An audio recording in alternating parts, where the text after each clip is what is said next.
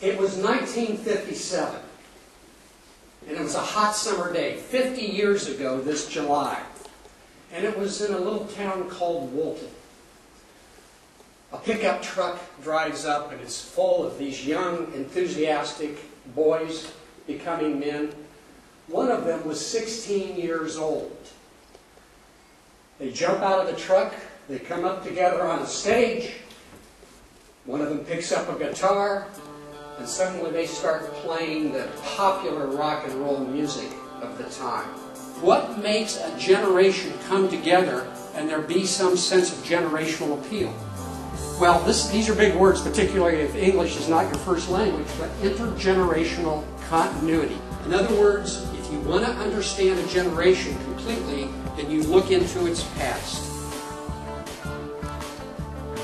This is unprecedented in the history of our species, where the culture travels across the continent, jumps over the pond, and becomes so much of an impact. When they were teeny boppers, they got a taste for salt, sugar, and high-fat foods.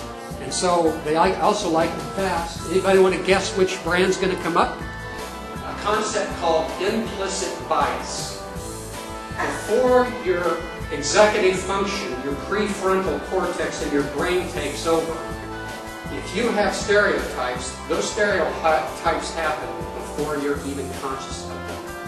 And if that happens with aging or baby boomers, you may override it and say, no, that's not right for me to feel that way, but you can't stop the stereotype.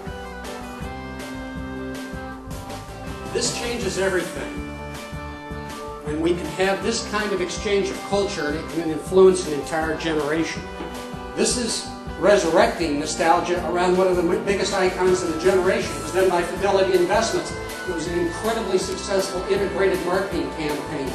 And perhaps the most important scientific achievement for all of humanity was right there.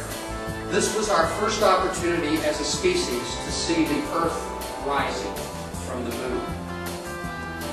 We don't even know how that changed our consciousness completely.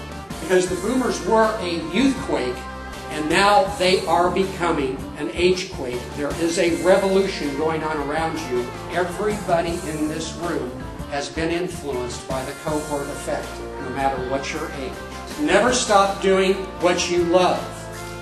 That's a theme for the baby boomer generation.